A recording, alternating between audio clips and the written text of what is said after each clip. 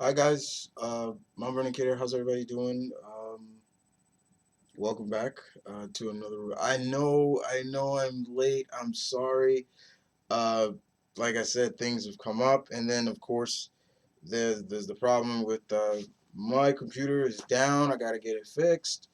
Uh, so I'm using my bro's computer to for this. But like I said, I apologize for the reviews. But I told you guys that they may come a little late at first when I thought I caught up, and then I got pulled back again. But I've finished. Finally, I still got weeks of books to catch up on, guys. And but as always, I do appreciate that you still want to hear what I think about some of the books. I've got plenty of messages saying, "Are you going to do a review on this week's books? Are you going to do this?" And yeah, I am. Um, I am this week.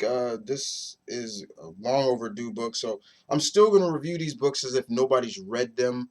I'm not going to spoil too much for everybody. And I think these are the books that came out for the 13th of January, that huge week of books. And it was so huge that two books that I wanted got sold out. So I'm going to have to review those via a tablet wise. So, and the two books, I'm going to review those two books first because I don't have them physically. I still plan to get them physically, but I'm going to talk about of course, Mighty Morphin Power Rangers number 0 and Batman Ninja Turtles 2. So if you could see that, you probably can't see too good, but you could see there's the the the basically. Let me see if I can make it a little darker. You guys could probably see it then. Let's see. How's that? Is it a little better? All right, yeah. So we're gonna talk about issue number 0 of this. Um, I enjoyed it very much. Kyle Higgins, I'm a big fan of his writing. I enjoyed his Nightwing series, which he did very much. So I've trusted. I'm always trustful of Mr. Higgins to deliver. And uh, Pat Seiya. I hope I'm not saying the name right. Pat Seiya's artwork is beautiful in this. So basically, the this seems to take place somewhere in a time basically where Tommy has just joined with the team. He's still a Green Ranger here, and he's joined with the Rangers. He's no longer the evil Green Ranger under Rita's control, but he's still having glimpses and he's hallucinating, or should say, it's like in the back of his head, there's the always conscious of the essence of Rita still telling him like, "You belong to me, come to me," and things like that. And he's questioning himself. He's really having a kind of a rough time. He's having daydreams and visions, and just is he doing the right thing and things like that. There's a scene. Then of course uh, there's a where a giant monster comes out, of course, and it's of course we see the famous it's Morphin time, and they transform and they go into battle, bring out the Megazord, and of course Tommy's in the Dragon Zord. However, right there we start to see something is wrong with Tommy in a sense that his head's not in the game, and it almost cost him. It almost costs a lot of people's lives, and there's even a little bit of a spat between Tommy and Jason in this, and it was like, ooh, okay. Uh, but it was pretty good. Very much indeed. I don't want to show anything. Like I'll just show the cover. Like I said, if you could see that. Let me see if I can get a little bit darker. All right, that should kind of do it. But you guys can see it though. But yeah. This was good. Not bad at all. Very good. I can't wait till March for issue number 1. But this was good. I still plan to get this physically in my hand. I'm the type of guy that likes to have the physical print. I don't hate digital, but I'm more of a issue kind of guy. I'm more of that. Okay? So let's move on to the next, and that is issue number 2 of Batman. If you could see that, Batman, Ninja Turtles. Number 2, Tillian the fourth, Freddie Williams the third. The second does the artwork. Uh,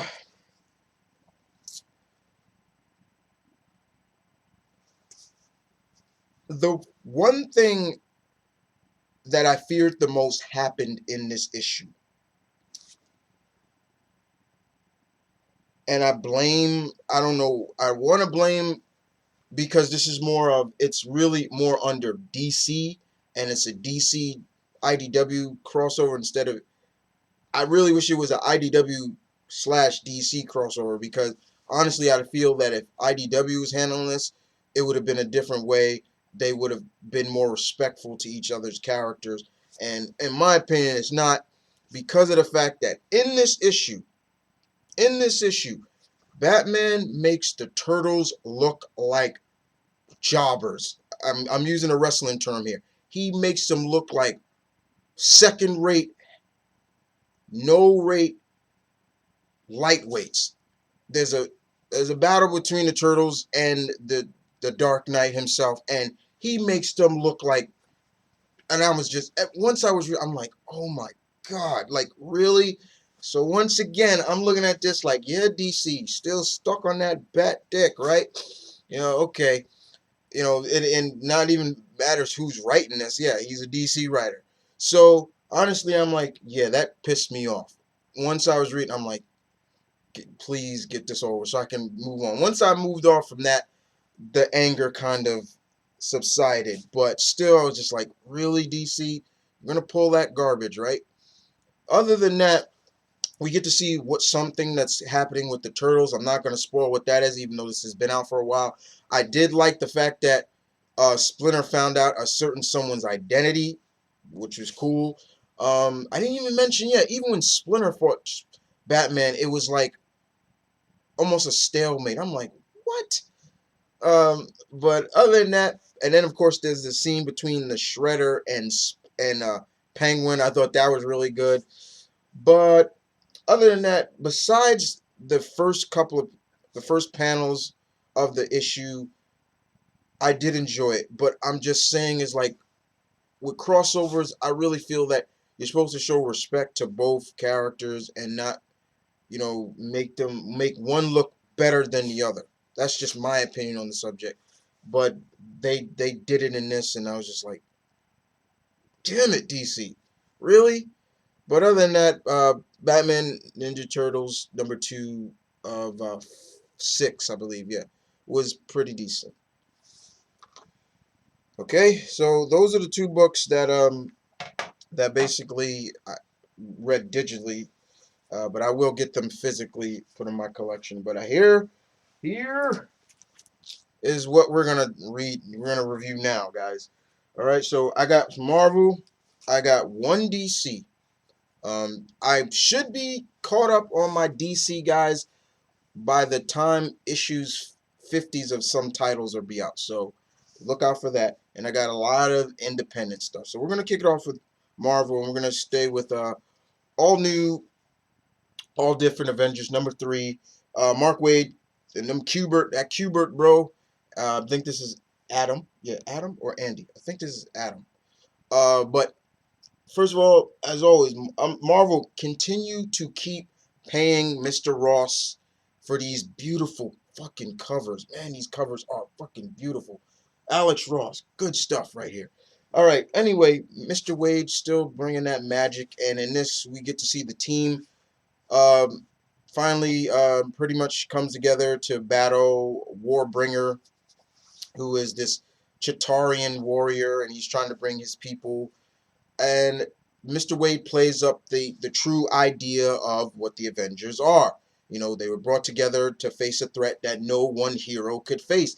And in this, it showcased that not even with the combined forces, even with, you got powerhouses like Thor and all that, and Vision, he's this Chatarkian warrior is still kind of, so it comes to the fact that you see the team come together and pretty much happen and take out this Warbringer with a little help.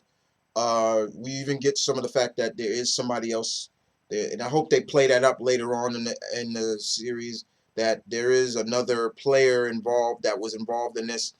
Um, we get to see Vision really being like just showcasing. Yeah, Vision. Vision is kind of he. If you read issue 0 of all, then you can understand what's going on with him. But other than that, I like how Vision kind of is blackmailing Nova Sam. I was like, that's pretty funny. But just seeing the fact that basically Tony even realizes that even though there are all these other teams, all these other faction of Avengers, there's not really a Avengers team in a sense. So he even says like we don't have a lot of funds, we don't have a base, but and Kang or Ultron could attack at any time. Who wants to be an Avenger?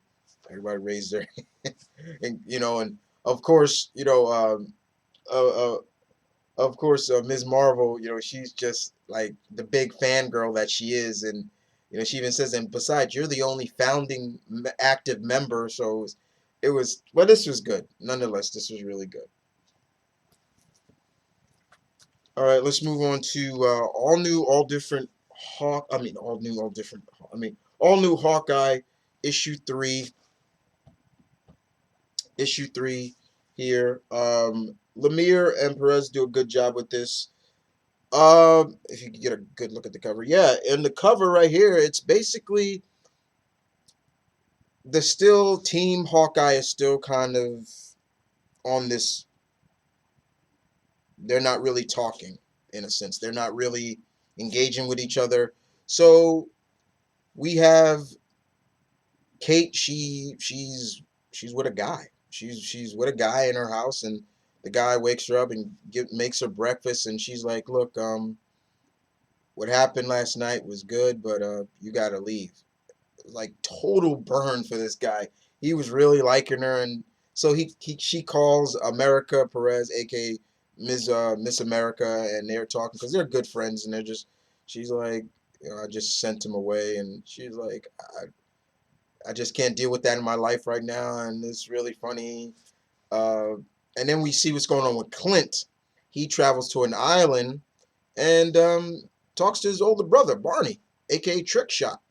Trickshot has seemed to have retired from the superhero game. He's married, he's got kids, and he lives on an island that that he owns. Basically, he stole money from his little brother Clint, and Clint's like, he stole that money from me, but he's like, but of course they're brothers and they're hugging it out, and but then we get to what's going on in the possible future with the older Hawkeye and older Kate, and they're dishing out. They're dealing with Shield. It's really interesting to see an old Maria Hill, and she looks like I hate to say it, but she looks like a hag. I swear, she's got a scar in her eye. She's got white hair, like a streak of white hair going to her, and she just looks really old and depressed. And I'm just like, oh my God, Maria, you look like an old hag. You know, but the reason why they're there because they're trying to redo something that should have been done in the past, which they didn't do, which kind of caused to have that rift. And we get to see who is Captain America in this world, and it's actually America. America Perez, she's the Captain America at that time. But we get a good life. Uh, Clint gets a life lesson from his older brother about how he kind of calls Clint out on a lot of Clint's bullshit. He's like, she's the best thing in your life right now. You're always moving on from one thing. You're always running. You move on. You move on from every relationship. You move from one girl to another. You're never this and that. And Barney is really like not. He's not being hard on his little brother, but he's just giving him some brotherly advice. Like, look, this is it's fix this. Fix this. She's the best. She needs you as much as you need her. And does he try to fix this? I'm not going to ruin for you. But this was good. Very good. I thought that was a really good issue. As far as uh, the first 3 issues, this was probably the best because I really wanted to see if they were going to go touch on Barney, Clint's older brother, Trickshot. And I was glad to see that they did. All right, let's move on to all new, all diff. Why do I keep saying that? All new Wolverine number 4, Taylor Lopez, Mr. Taylor. You're just killing it on this title. This is good stuff right here. Uh, so Laura has brought the clones to the one, the only Doctor Strange, and they're sitting in a sanctum sanctorum, and a lot of them are on edge because she says when you go in there, don't touch anything, and that's always the first rule. When you go into the sanctum sanctorum, what does Doctor Strange always say? Don't touch anything, and basically something goes wrong because one of them gets on edge, shit happens, and boom. But basically, they deal with the what they did, and Doctor Strange literally uses the Eye of Agamotto to look into all the deepest, darkest souls of them, and he realized that a lot of them are, what they are. But then he looks into Laura, and he even says, like, yeah, you've done a lot of bad things too, but you are very good at bottling that up and focusing that rage into something more than what your surrogate father Logan could do. And he almost basically saying, like, you're the right choice to take up the mantle of Wolverine. And yes, I will agree with what my bro Blue Goblin said. Yes, my sentiments exactly, because once again, I swear to God, I swear to you, if Dawkins had took up that, I would have been like, fuck Dawkins. I hate fuck Dawkins. But other than that, they realized that Doctor Strange realized that what is needed is not his expertise. Even as a doctor himself, he knows there's something more that's needed. And I won't spoil where he transports the girls to, but it's good. Good stuff. Sorry about that glare, guys. Um, let's move on to all new X-Men number 3. Hopeless Bagley. Mark Bagley's artwork is Monte Bene, spot on. One of my favorite artists. In this, the ghosts of Cyclops are a bunch of fucking stupid idiot kids, and they don't know what the hell they're doing. They don't know who to really fight for. They're following a false prophet in terms of Dick Summers, older Dick Summers, and younger Cyclops is just like, you guys are fools. You're gonna get yourself killed. He's trying to reason with these dumb idiots, and the rest of the team realizes that they got to get in there because now SWAT's been called in, and of course now that we live in this age now with, in a sense, with it's if you're a mutant, it's almost shoot to kill, and it's pretty much that's the way it went, and they're talking about, oh yeah, we got hostages, let's take your hostages, and Cyclops is like sitting back and just like, you stupid idiot kids, like you stupid, you morons, like you're gonna get us all killed, and he's able to, and even to the point now, some of his own members of the Ghosts of Cyclops are starting to realize, like, look, man, you're an idiot, you're gonna get us killed, and they want out of it. And so when the X-Men do get involved, a lot of them are just sitting back. Even some of them like, look, we're just going to sit back and watch you just knock some sense into this idiot of ours. And Cyclops gives this big speech about mutants and almost about what his older self did and why he's not like that. And it gets worldwide uh, buzzing and everything like that. But it was a pretty good damn speech. And pretty much Cyclops enjoyed. He rejoins the team and he thanks Hank and everybody for coming after him and things like that. But they have like 24 hours to get out of Illinois or they're gonna get arrested. But other than that, this was good. Let's move on to Amazing Spider-Man 1.2, Amazing Grace Part 2. Moline and Blanchy. Blanchy's artwork is always good. Simone Blanchy's artwork, very good. Get a good look at that if you can. But this story is just getting really weird. I've never been really big with stories of Spider-Man and sorcery and stuff like that, and dealing with the dead and these it's to the point where Spidey has to take a trip to Cuba. He actually goes to Cuba and to find out what's going on, and it just gets really weird from there.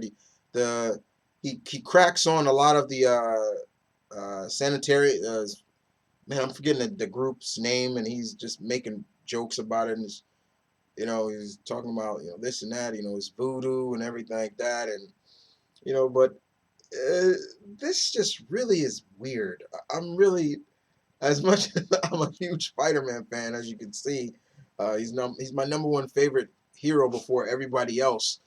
But I'll even admit this is weird. This is really weird. Uh, it's really weird. Let's move on to Black Knight #3. Tyrion Pizire. I hope I'm saying this right. So we're getting more into what the hell is going on with Dane. Is he really being?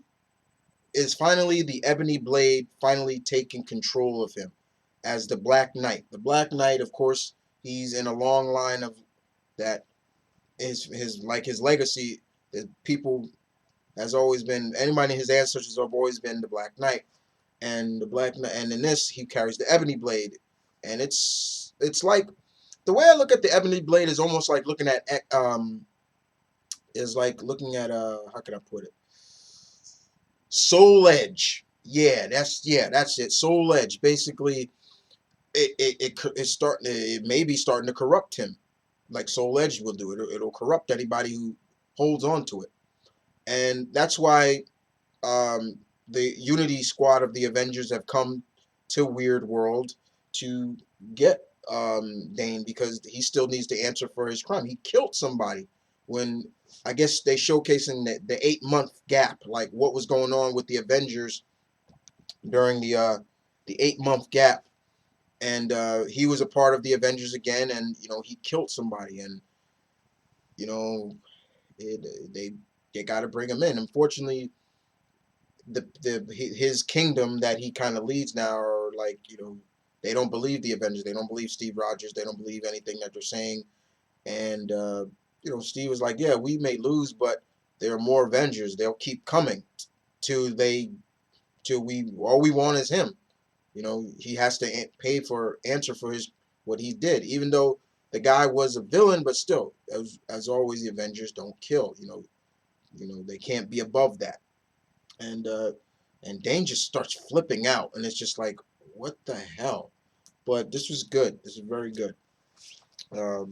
Black Knight #3. Like I said, guys, I got plenty. Everybody wants the digital codes, just ask me.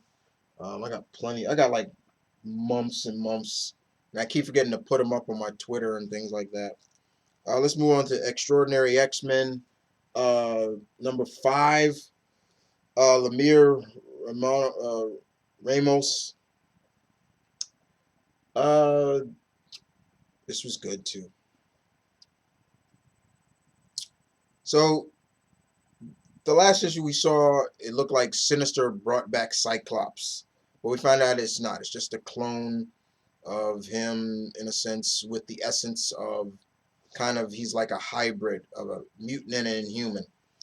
The X-Men try to deal with it as best they can before anybody gets hurt, and then it's up to the Rasputin siblings to deal with Sinister, and to see what a certain one of the siblings does to Sinister, I'm like, oh boy, that was badass. But Kurt, man, what is going on with Kurt? Is it because he lost his tail? He's just really like flipping out, like he's speaking like a prophet. But it was really good. It was another X-Men book where Storm gives a speech. She gives a brilliant speech in the heart of Times Square. People are watching it, and she's talking about everything about, like, mutants. We're not the bad. Don't judge all of us. We're not the bad guys. We're talking to anybody, any families who have mutants that come to X Haven. We'll protect you. We'll even protect. She even goes on to say, we're not just protecting human mutants. We're protecting anyone, humans and anybody else in kind. Because in this issue alone, Iceman even saves somebody. He even saves a looked like a boy. He was trapped underneath this bus, and when Iceman uses like one of his, he makes a ice clone or ice, and he pushes the bus on. He finds out the boy is an inhuman. He's got like legs of like a lizard or something underneath, and he just says, "Thank you. I didn't think you were going to save us." So basically showcasing that the X-Men don't hate the Inhumans. We know what's going on between them, but they're just there to help. And Storm just lays this speech, another beautiful speech, and she just says, "To me, my X-Men, we're going home." And in the crowd, I is a certain someone watching and smiling. I think that's just Storm seeing things, but it was just like, is he alive or is he dead? I pull a Kane. Is he alive or dead? But no, it was this was good. And pretty much, the X-Men go back and there's this pretty cool scene between Jean and Old Man Logan, and this is good, very good indeed. Amir, you're doing a good job on this. All right, you guys still with me? All right, Guardians of the Galaxy number 4, Bendis. Oh man, this was good as well. The the team men are in some shit.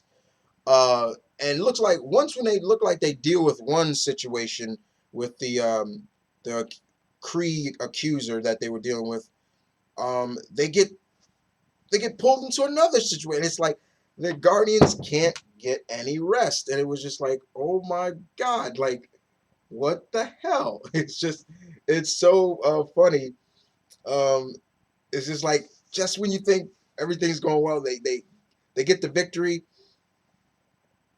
and here comes another one. It's just too funny not to laugh at times, but um, it was good nonetheless. But the team really steps up in this, and I thought it was really good to see them step up. I'm glad me lady, the most deadliest woman in the galaxy, me Gamora, is not dead. Yeah, she ain't dead. Y'all be stupid to kill her off. Okay, let's move on to the Mighty Thor number 3. Aaron's. Oh my God, Mr. Aaron's. This is, man.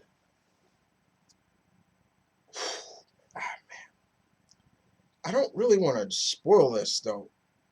Um, how is the best way for me to sum this up? One word.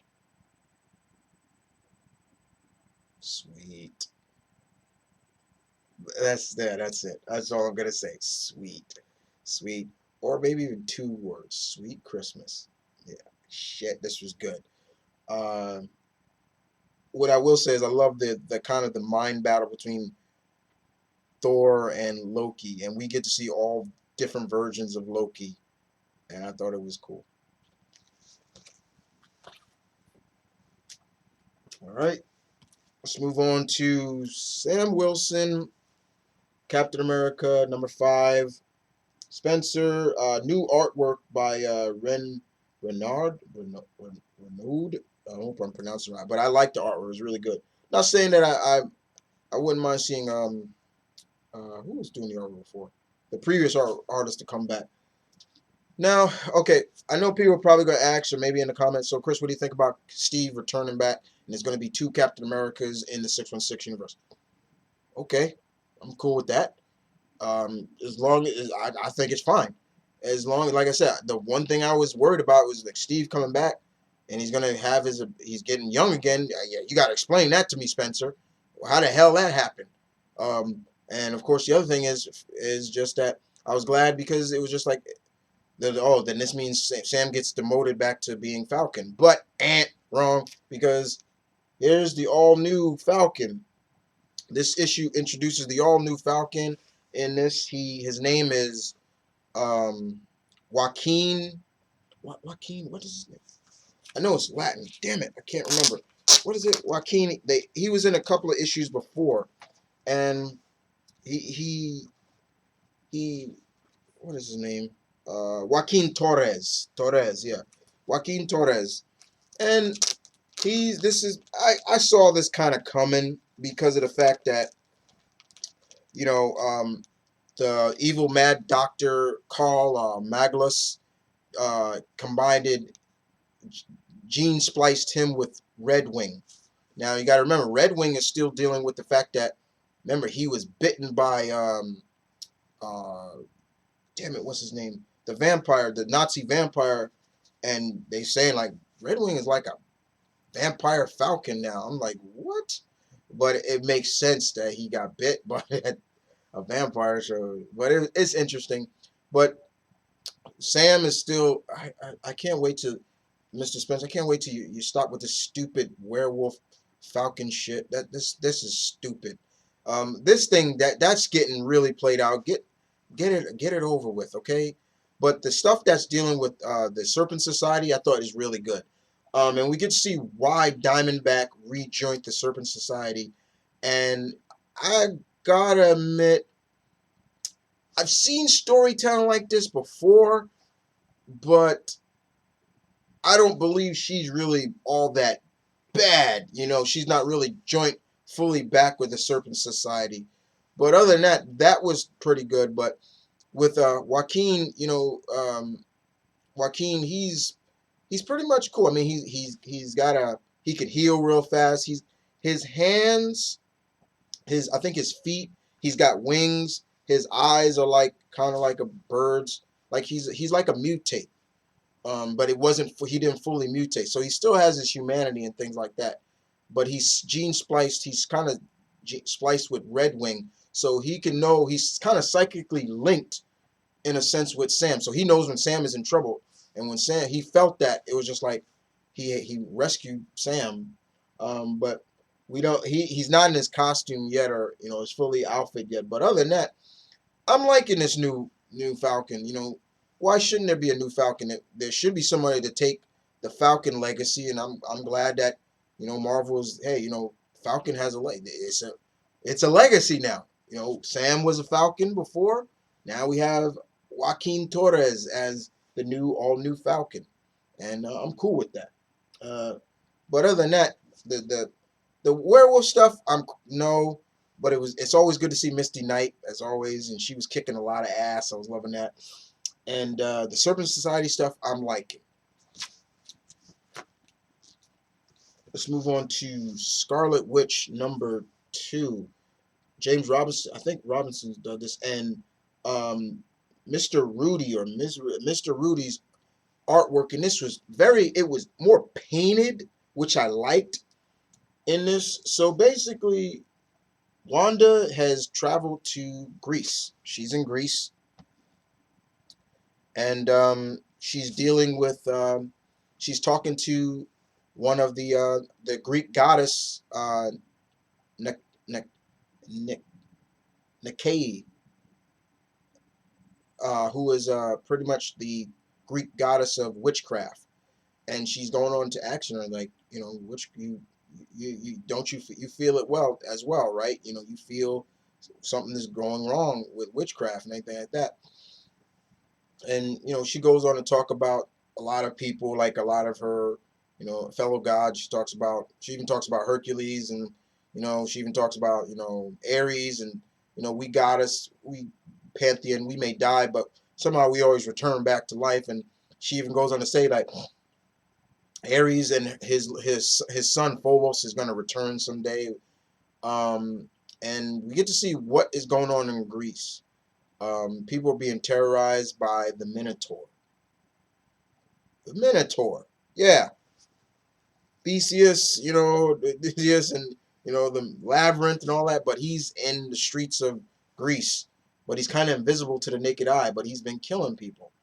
So Wanda investigates it. And when she investigates, she finds out that it's not really the Minotaur. It's actually the villain known as Man-Bull. Man, it was good to see Man-Bull. I'm like, wow, you pulled that out. I was like, wow, I haven't heard his name in a long time. And he's been souped up with more power. what Wanda's able to deal with, and Mamble's like really crushed. He's like he liked having all that power. He got corrupted by the power and things like that. And but this was a really good issue. I'm liking where they're taking Wanda. She's like investigating magic and trying to figure out what's going on. And then the ending, we get to see the like who's going to be, I guess, the main antagonist. And we've seen him before. Once again, if you read the Uncanny Avengers annual, you know who it is, and it's the Ebony Warlock. Uh, Good stuff. This was good. If you get a good look, but I love the. I hope Mr. Rudy comes back again for this because I like the painted look. That was really good. All right, move on to Squadron Supreme, number 3. Robinson and Kurt do a good job with this, and these Alex fucking Ross covers are just beautiful. Get a look at that. So it's once again the Unity Squad, the Avengers, confront Nighthawk, and Steve is you're coming with us, like you guys are doing stuff above the law. You're causing, you killed Namor. You basically killed the Atlanteans. You destroyed their home. You basically committed genocide. And a lot of the members are trying to justify it. I love the fact that Steve is, once he sees Hyperion, he's like, and I'm surprised at you, Hyperion. We fought together on the Avengers, and you're basically pulling this garbage. You're pulling this, and you're the one that killed Namor, and it was really good. And of course, no team is gonna stand down, but of course, there's a battle between them, and you get to see the Blur and Quicksilver go at it. Nighthawk, him going at Steve, and he even calls Steve out. He's like, look, he even says to Steve, he's like, look, Steve Rogers may be old, but don't underestimate him. And he even, because he's a thinker, and you got Rogue dealing with Dr. Spectrum and Power Princess. All these, they were just going at it. But they try to take Brother Voodoo out of the game real quick because they don't know really how to deal with magic in a sense. And I thought that was smart. But it gets to the point where they thought everything was cool, and then comes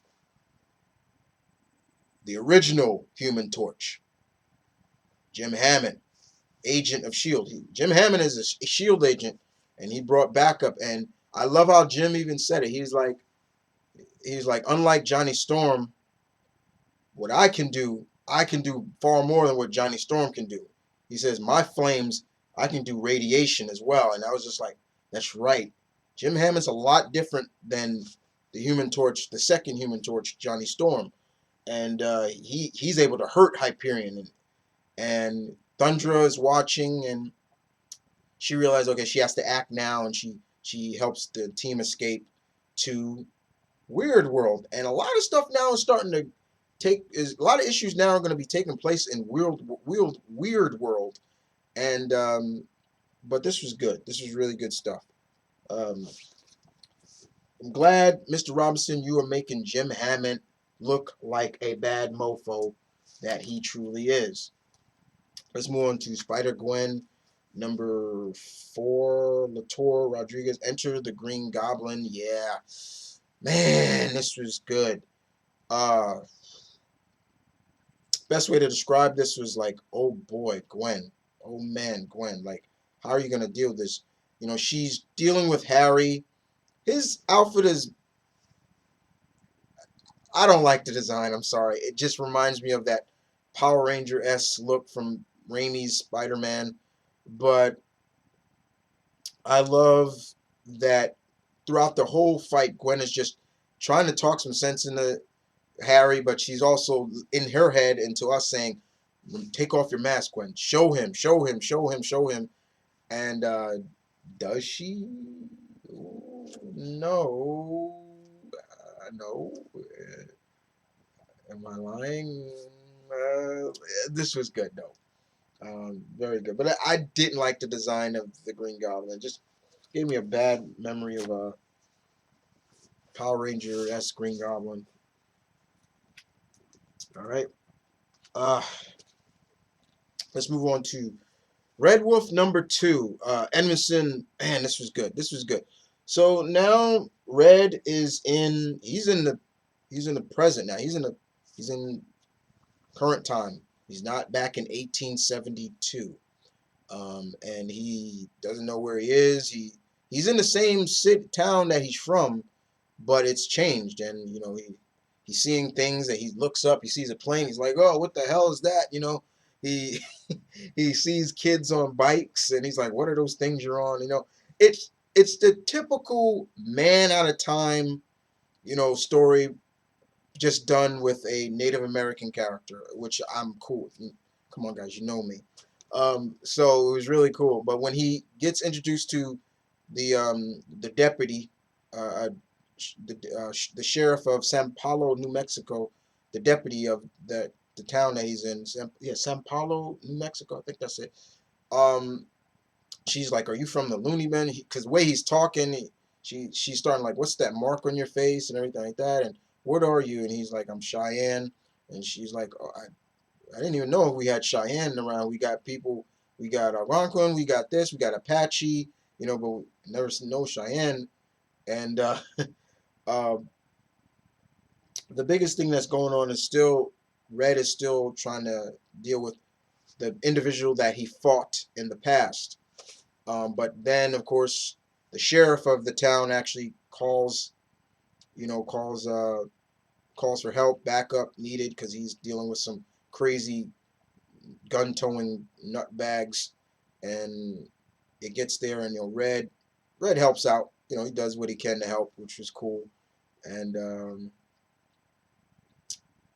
the sheriff is like, "Look, you helped us out," but even Red is like, "Yo, where am I?" He even calls for the mayor, and the mayor, he's like, "Where's Mayor Danvers?" And he's like, "Mayor Danvers? There's no Mayor Danvers. The real mayor is this." And then he's just really lost. He doesn't know, because he's not from this time, but the ending has really got me, because I'm like, whoa, Mr. Edmondson, you caught me with that ending. I thought this was good. Red Wing #2. Red Wolf. Red Wing, sorry. Um, let's move on to the last Marvel book, and this is Uncanny Avengers #4. Oddball Special. Yeah.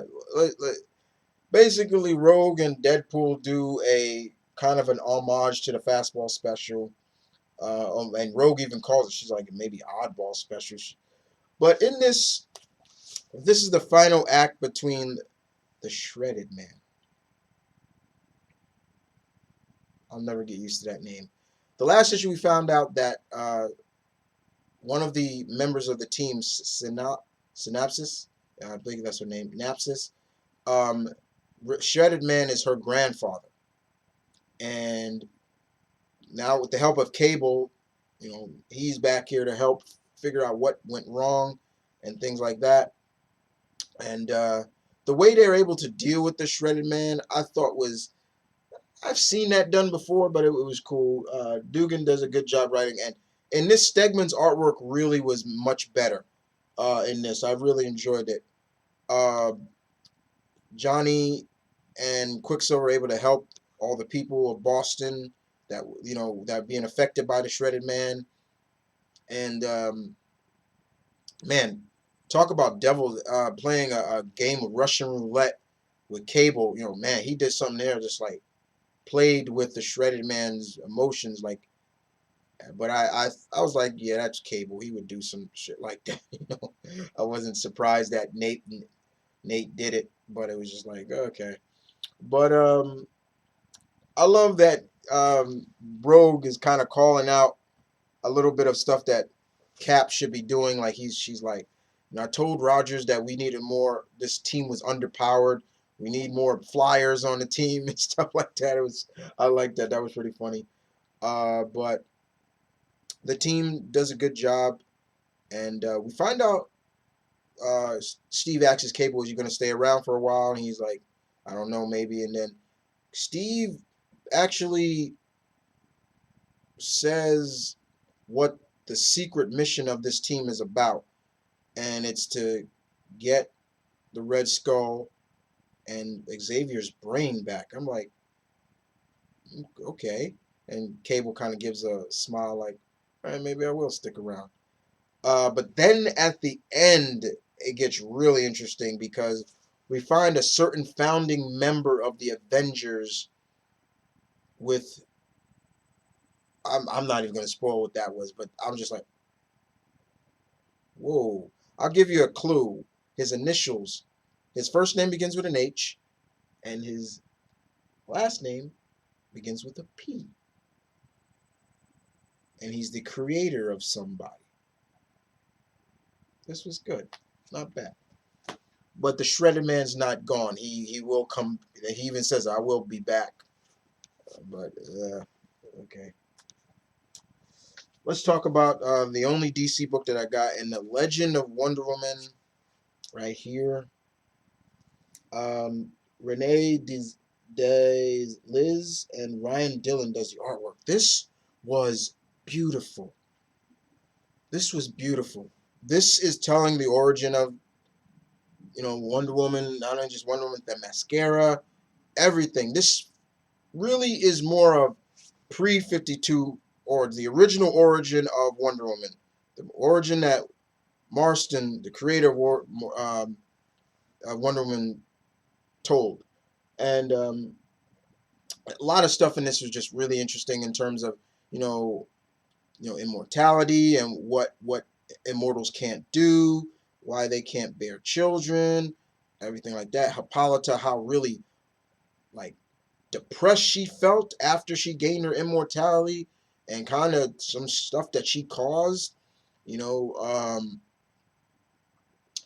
and the fact that she wanted a child so badly, and the gods blessed her with a child, and you get to see that she's trying to teach. Later on we get to see little child Diana, and she's kind of looked at as being like the privileged girl in some way, because she's destined to be the queen, but Diana knows that something is wrong, and she knows she needs to do something about it. But of course, Hippolyta, doesn't want her to do what, the fight and things like that. But this was really good. Very good storytelling. This is uh, one of six, I think, and I'm looking forward to reading the rest. This was really good. I very much enjoyed this, even though I know Diana's origin like that. But this is good for anybody who really wants to read the pre-52 origin of Diana, and not the new origin of her. And like I said, and I'm not the only one that does not matter. Don't I'm fine that she's the daughter of Zeus. It kind of explains a little bit more. Yeah, she's a demigod. Okay, that's fine. I got no problem with that. You know. All right, so we're gonna move on. We're gonna move on to the last books, and these are all my indie books, and I'm doing this alphabetically by name, not by company. So we're gonna start off with Titan Comics and Assassin's Creed number 4. Del Cole still does a good job with this. So Charlotte is still in the Animus, and she's trying to find clues of her ancestor and everything like that to help out the assassins and find out, the Templars and everything like that. And she starts to see that at first she was really against her ancestor because he was like this cold dick of a character. Like his only code was to get the job done. He didn't care about anybody else. That was his code. And she was just really like, and even when she was in Animus and watching this, she always tried like to change the past, and you can't do that. You can't really change the past.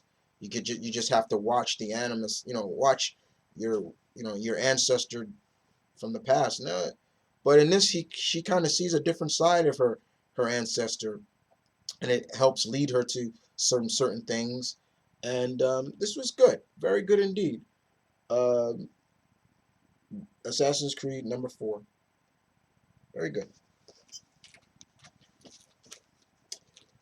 We move on to Cage Hero number 3 under Dynamite. Yeah, that guy named Kevin Eastman. I think I've heard his name before. Yeah. Why does his name sound familiar? Yeah, I think it does. Uh, yeah, yeah. I think he created some turtles with this other guy called Laird. I think some pizza eating stupid turtles. There, I don't know. I'm just messing. Yeah, Kevin Eastman and Parker do a good job with this. I like that cover. If you could see it, get a good look at the cover. So in this issue, the kids finally get to know what their destinies are and why they're connected through their grandfathers. Right, all of them. They're all their grandfathers, and Doctor and the hero that's training them, he served with all their grandfathers in Vietnam, and they're connected. And the medallions that they wear let them tap into their true hero selves.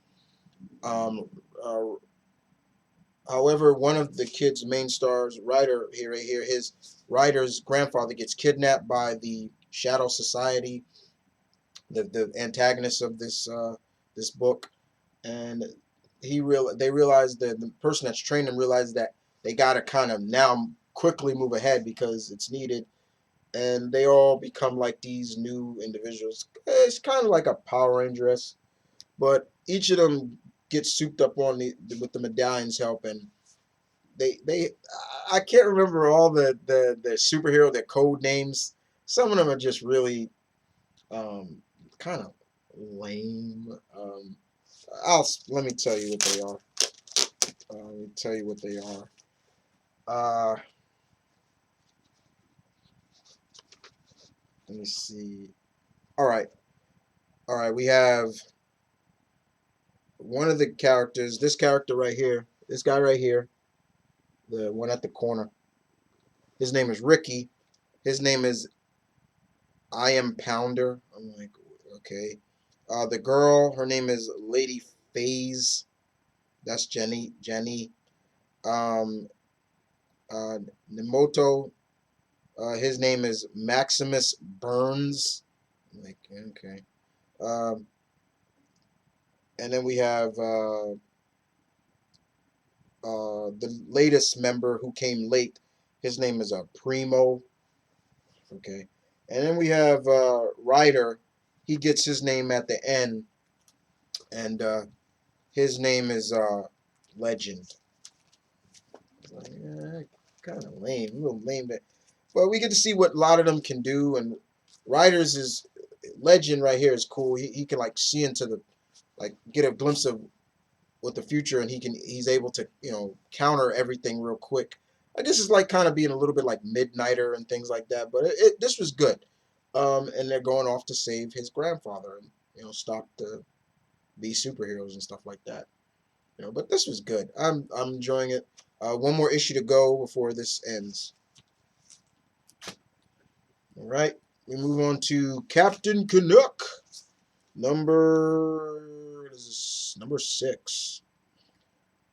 Good stuff right here, guys. Without spoiling too much, uh, Mr. Gold, the antagonist of the first arc, what the fuck? It's like, what the hell?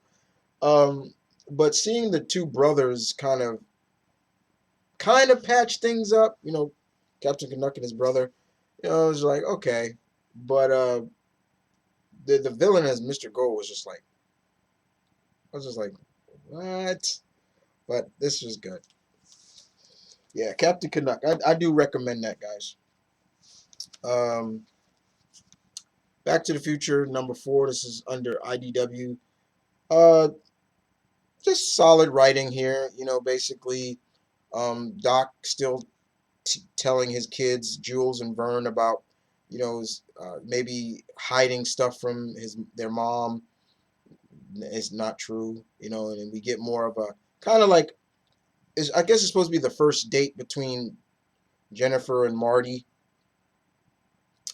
and every time Marty is talking to Jennifer at the time, you got needles coming involved, and it just gets even worse and things like that. Uh, but it was cool. It was sweet. And then the next story is about basically how Doc got all I guess you could say how Doc got all his all the parts that he needed to make the DeLorean fly and everything, you know, Mr. Fusion and all that. And how he was able to get the money, I thought was genius. I was like, that is hilarious. I'm gonna spoil it for you guys here. Um, Doc, to get the money, he travels back to 19 feet, I believe, of Hill Valley, goes into the store, and I think he buys a bunch of mint condition Action Comics #1, Superman's first appearance. Takes it to the future of 2015 and sells it and gets huge money for it. I thought that was so funny. I was like, but it was good. This was solid. But I think, and now I think this is going to become an ongoing series now, because I think it was just a mini series, but now I guess it did so well. You know, it's going to become a monthly. That's good. Ongoing. All right, we move on to Legends. Legend of Oz: The Wicked West. #4. Tom Hutchinson, you're still doing a good job with this, sir. I've been loving this twisted Western style tale of the Wizard of Oz. I'm loving it. I'm digging it. Dorothy, you know, she's no crybaby in this. Like, she's not, you know, she'll get up in your ass. Like, you know, she'll take out the Ruby 6 shooters and pop, pop, pop, pop, pop if you need to.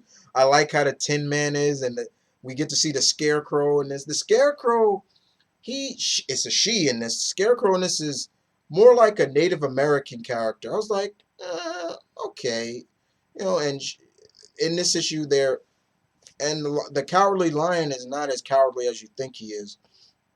But in this issue alone, we get to see that Dorothy and the gang, you know, they come against the swarm of bees, I guess, that was sent by the Wicked Witch, and the Scarecrow does some cool effect, you know, kind of pulls she pulls a Groot to help Dorothy, and I was like, and I loved it. I thought it was cool, and I'm talking about Groot from the movie, and the Tin Man's fine. Like, you could just see you know, the bees are trying to sting him, and it's just going ting ting ting ting, and he's just like, you know, even his horse is getting into the action. Like, you know, when you think of a horse, you know, horse have that fight or flight, you know, run away, you know, scare thing. But no, the horse gets in and is kicking these bees, and it's so cool. Uh, but we get to see what the Wicked Witch is. She wants Dorothy. She wants the Ruby 6 shooters, and she's like, I want her dead or alive. I don't care. And we get more backstory into, of course, and then of course there's a backstory of a backstory into how, you know, things came to be like they are now, which is cool. But this was good. Still a solid read. If if you like The Wizard of Oz, but you want to see a twist done to it, read this. This was good. This was really good. If you liked, I'll say this: if you like Oz from Xenoscope, you'll like this too from Aspen Comics. Good stuff. And we move on to Humbug #2. Gentile and White does the artwork. This is part 2 of 5 of this miniseries. Like I said, once again, it's taking the classic tale of Charles Dickens, but with a twist. What happened after Scrooge met the 3 ghosts, you know, the 3 spirits, and did all that stuff, you know, turned over a new leaf? What happened? Well, he became the first paranormal investigator. In this, we find out that he finds out there was not just 3 spirits, there was another spirit, and that the 4th spirit came to him, and we get to see what's going on with that.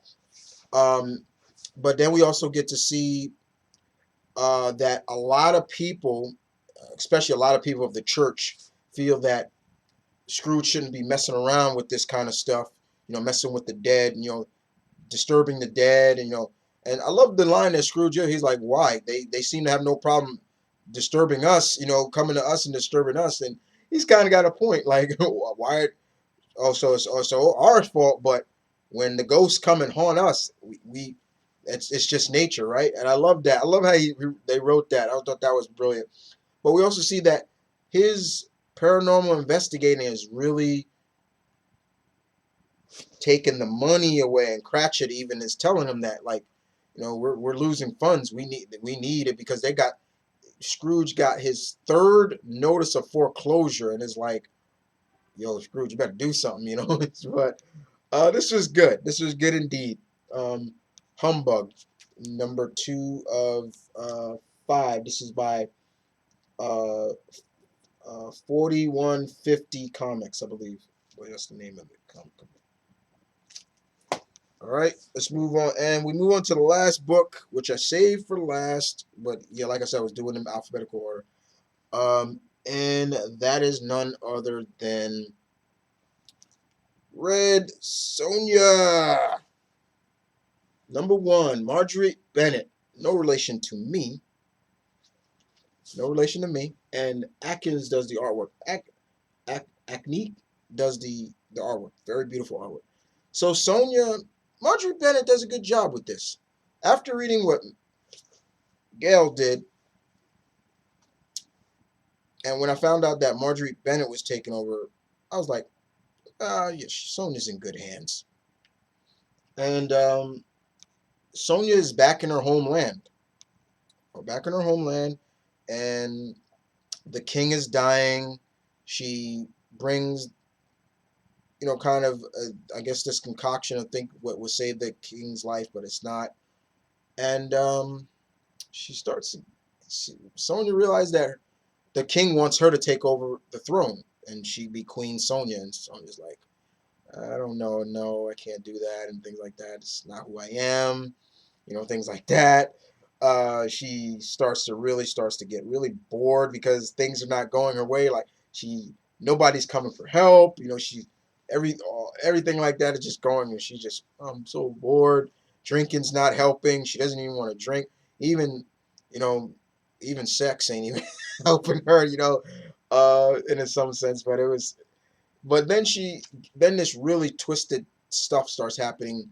Like, there are some people that come for help, and she's woken up out of her sleep, and the guards of the armies of her kingdom come and are hunting down these people, and they're like, you know, stop those people, Sonja.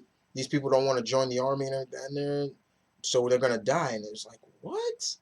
So it's like, in this time of peace, like, it's vexing people so much that now they are going to killing innocent people or things like that. But good storytelling so far with the first issue. Like I said, the artwork was beautiful. Sonja's drawn really beautiful in this. I'm just like, I've never seen anybody really drawing Sonja ugly, but in this, you talk about alluring eyes and luscious red lips. Yeah, they really pour it on in this issue alone. But Red Sonja number 1, the newest chapter for Red Sonja, the She-Devil, or I should say the Huntress, by Marjorie Bennett. Good job, Miss Bennett. Very much enjoyed it. Okay, I'm done. Okay, so other than that, guys, I hope you guys enjoyed. You guys know I don't have to say too much more. You know where you can find me. Like I said, guys, I apologize for lateness. I will get the reviews out when I can. I have much more to do. But other than that, guys, this is Mount Vernon Kid saying peace, one love, stay tuned, keep it real, guys. As always, I am out of here. Take care. I'm out.